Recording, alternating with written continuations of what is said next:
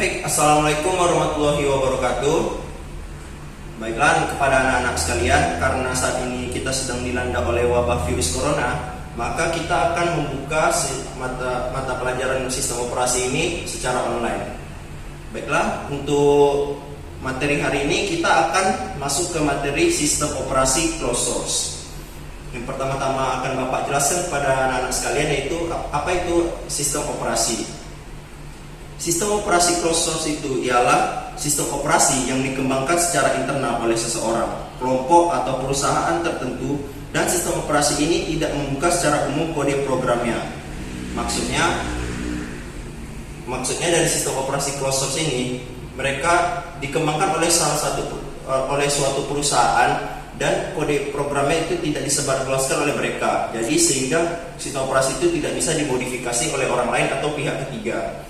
Biasanya sistem operasi akan memberikan lisensi kepada orang lain untuk dapat menjalankan program tersebut. Nah, kalau sistem operasi closed source ini, lisensinya akan dijual oleh mereka dan mereka akan meraih keuntungan dari situ. Kita akan masuk ke materi selanjutnya yaitu kelebihan sistem operasi closed source. Yang pertama, sistem lebih stabil karena ada pertanggungjawaban dari perusahaan yang mengembangkan sistem operasi tersebut. Nah, maksudnya di sini sistem yang disediakan entah itu programnya, entah itu lisensinya, ataupun juga mungkin bawaan filenya yang dari sistem operasi yang closed source ini lebih stabil karena mereka ini menjamin semua file-filenya ini aman dan bebas dari virus-virus yang ada. Lalu yang kedua, support langsung dari pemilik program atau perusahaan pengembang. Nah, karena ini dikembangkan oleh suatu perusahaan dan juga bersifatnya closed source dan tidak bisa dikembangkan secara manual oleh pihak ketiga, maka mereka juga memberikan support langsungnya, mulai dari antivirusnya, juga mulai dari fitur-fiturnya, semua sudah lengkap disediakan oleh para pemrogram dan juga dari perusahaan tersebut. Lalu lebih mudah untuk digunakan dan antarmuka juga lebih menarik.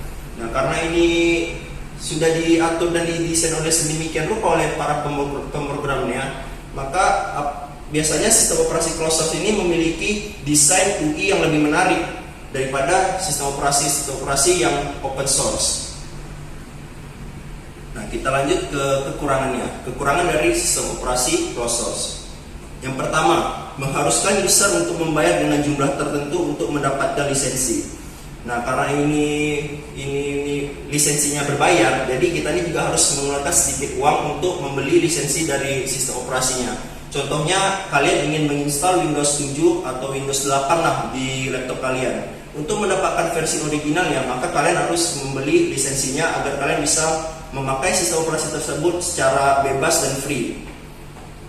Lalu, keamanan sistem tidak lebih baik dibandingkan sistem open source. Nah, salah satu kekurangannya itu adalah keamanannya nih yang bersifat sama dengan sistem operasi open source. Nggak ada bedanya. Jadi kalian juga harus pandai mempertanggungjawabkan data-data kalian kalian harus pandai mempertanggungjawabkan data-data kalian yang ada di sistem operasi ini. Lalu ketiga, pengembangan terbatas oleh perusahaan tertentu. Nah, dari sistem operasi ini pengembangannya itu terbatas karena nggak boleh ada pihak ketiga ataupun juga pihak lainnya untuk memodifikasinya atau menyebarluaskan secara gratis. Jadi kalau sistem operasi ini hanya bisa digunakan untuk yang berbayar saja. Kita lanjut ke materi berikutnya. Macam-macam sistem operasi closed source. Jika tadi saya sudah menjelaskan kepada anak-anak semua kekurangan dan kelebihan sistem operasi closed source, maka di sini Bapak akan menjelaskan apa saja sih jenis-jenisnya, macam-macamnya dari sistem operasi closed source yang ada di kehidupan sehari-hari. Yang pertama itu ada Microsoft Windows. Nah, Microsoft Windows ini merupakan sistem operasi desktop properti yang dikembangkan oleh perusahaan Microsoft dengan pendirinya Bill Gates. Nah, jadi sistem operasi ini yang bernama Microsoft ini diciptakan dan dikembangkan awalnya didirikan oleh Bill Gates. Versi pertama sistem operasi ini adalah Windows 1.01, dirilis pada tahun 1985. Nah, jadi pertama kalinya rilis versi Windows paling pertama dari Microsoft ini yang bernama Windows 1.01 ini pada tahun 1985. Semua sistem operasi yang dirilis oleh Microsoft adalah berbasis closed source seperti Windows XP, Windows 7, Windows Vista, Windows 8 dan Windows 10. Nah, kita lanjut ke macam-macam dan jenisnya. Lalu ada Apple macOS. Apple macOS sama dengan Microsoft Windows, merupakan sistem operasi properti yang dikembangkan oleh perusahaan tertentu. Namun Apple macOS ini dikembangkan oleh perusahaan Apple. Sistem ini didesain sebagai sistem operasi yang ramah terhadap pengguna, user friendly, dan versi terkini dari sistem ini merupakan pengembang dari sistem operasi Unix. Nah, jadi sistem operasi Apple macOS ini merupakan sistem operasi yang dikembangkan dari sistem operasi Unix. macOS sendiri dikhususkan untuk perangkat dengan merek Apple. Jadi macOS ini hanya bisa digunakan oleh perangkat-perangkat Apple seperti mungkin iPhone ataupun juga MacBook. Pokoknya hanya perangkat-perangkat yang berasal dari Apple aja yang bisa memakai sistem operasi ini. Jadi jika kalian misalnya ingin misalnya produk kalian ini non Apple, misalnya laptop seperti ini contohnya, kalian nggak bisa memakai produk dari Apple ini. Kalian harus menginstal sistem operasi Windows. Yang pertama yang akan saya lanjutkan penjelasannya itu adalah data perkembangan sistem operasi closed source. Nah, data perkembangannya ini itu adalah saya akan mengambil sistem operasi closed source versi Windows. Saya akan memberitahu pada anak-anak semua apa saja perkembangan Windows dari tahun ke tahun. Yang pertama, yang seperti saya jelaskan tadi, ada Windows 1 yang dikeluarkan oleh Microsoft pada tahun 1985. Versi pertama Windows yaitu adalah Windows 1 yang disebut dengan Windows 1.0 dirilis pada tanggal 20 November 1985. Versi ini memiliki banyak kekurangan dalam beberapa fungsionalitas sehingga kurang populer di pasaran. Nah, jadi ceritanya Windows ini pertama ini masih kurang dalam pemasarannya karena fungsinya tuh belum terlalu nampak dan juga masih terdapat banyak kekurangan dalam Windows versi pertama ini. Lalu Windows mengembangkannya menjadi Windows 2.0. Windows versi 2 ini kemudian muncul pada tanggal 9 Desember 1987. Dia selang 2 tahun dan menjadi sedikit lebih populer dibanding dengan pendahulunya. Sebagian besar popularitasnya didapat karena kedekatannya dengan aplikasi gratis buatan Microsoft Excel for Windows dan Microsoft Word for Windows. Nah, jadi pada Microsoft Windows versi 2.0 ini mereka sedikit lebih populer karena Microsoft memasukkan aplikasi gratis untuk Word dan Excel. Nah, waktu itu Word dan Excel juga kan sampai saat ini sangat berfungsi di kehidupan kita sehari-hari. Karena itu dia jadi lebih sedikit populer dibandingkan Windows 1.0. Kita lanjut di Windows 3.0.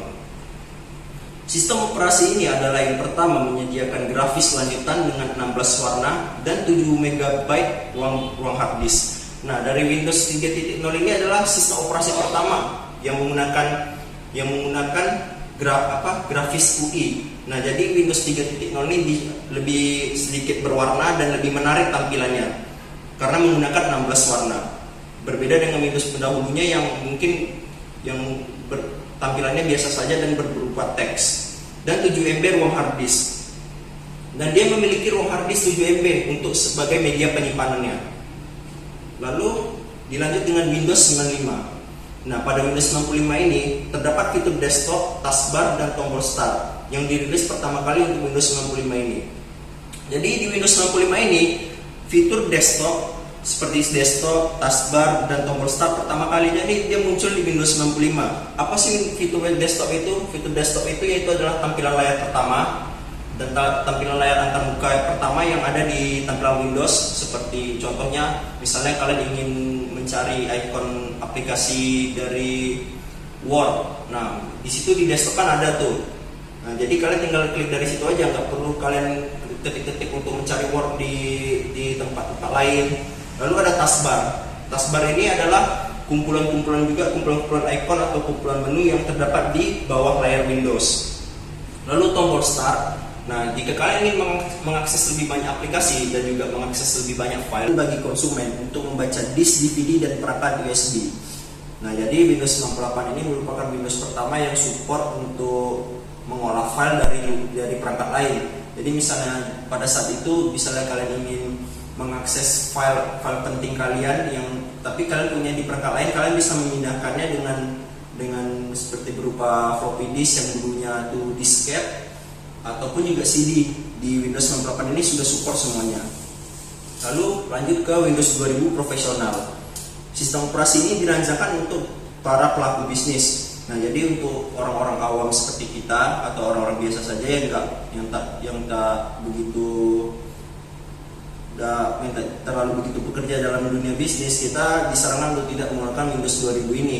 Karena Windows 2000 ini fitur-fiturnya semua dirancang untuk para pelaku bisnis. Nah, kita lanjut ke Windows ME. Nah, apa sih Windows ME itu? Windows ME itu merupakan singkatan dari Millennium Edition yang diluncurkan pada tahun 2000. Adalah versi terakhir dari seri 9X. Nah, jadi untuk Windows versi 90-an itu semua ditutup di Windows ME ini karena menyambut dari era global baru, yaitu era 2000. Lalu versi pertama dari Windows versi 2000 yaitu ada Windows XP. Windows XP terdapat desain ulang Windows yang lebih halus, cepat dan stabil. Nah, di Windows XP ini semuanya sudah versi baru, mulai dari desain grafisnya, UI-nya, dan juga fitur-fiturnya, dan juga kalian juga bisa melakukan proses install ulang pertama kali di Windows XP ini. Jika kalian merasa ada kerusakan file pada file-file kalian bisa menginstal ulang sistem operasi kalian. Yang pertama yaitu adalah Windows XP ini. Next, kita lanjut ke Windows Vista. Windows Vista ini meski dikembangkan dalam waktu yang cukup lama, Vista mendapat sambutan yang hangat dari para penggunanya pada tahun 2007. Nah, Windows Vista ini sebenarnya itu adalah pengembangan dari Windows XP. Nah, karena Windows Vista ini juga waktu itu masih belum sempurna, maka dikembangkan lagi oleh Microsoft, dikembangkan menuju ke Windows 7. Nah, Windows 7 ini merupakan perbaikan dari Windows XP dan Windows Vista. Microsoft melakukan sejumlah perbaikan dari Vista pada sistem operasi ini. Nah, jadi Windows 7 ini dia ini seperti menyempurnakan fitur-fitur yang ada dari Vista, mulai dari tampilan grafisnya dan juga tampilan dan juga dari cara mengolah filenya semua, dan antivirusnya juga semua diperbarui di Windows 7 ini. Lalu kita lanjut ke Windows 8 dan Windows 10. Windows 8 dan Windows 10 ini dirancang untuk tablet dan PC. Windows 8 merupakan sistem operasi yang mungkin akan terus diperbaiki perusahaan. Nah, Windows 8 dan 10 ini bisa dibilang yaitu adalah latest update dari Microsoft. Latest update itu yaitu adalah Windows yang paling terbaru yang dikembangkan oleh Microsoft. Nah, saat ini cuma hanya Windows 8 dan Windows 10 yang masih mendapatkan update dan perbaikan dari pihak Microsoft tersebut. Dan dia dirancang untuk tablet dan PC, jadi kompatibel untuk tablet seperti HP juga ataupun juga tab, dan juga dia kompatibel untuk PC, jadi bisa multifungsi. Nah, jadi sekian dulu materi kita hari ini. Next, selanjutnya Bapak akan masuk ke materi-materi berikutnya, jadi mungkin juga secara online.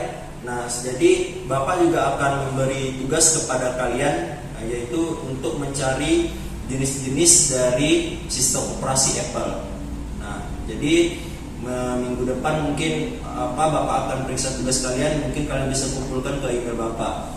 Baiklah, sekian dari Bapak. Assalamualaikum warahmatullahi wabarakatuh.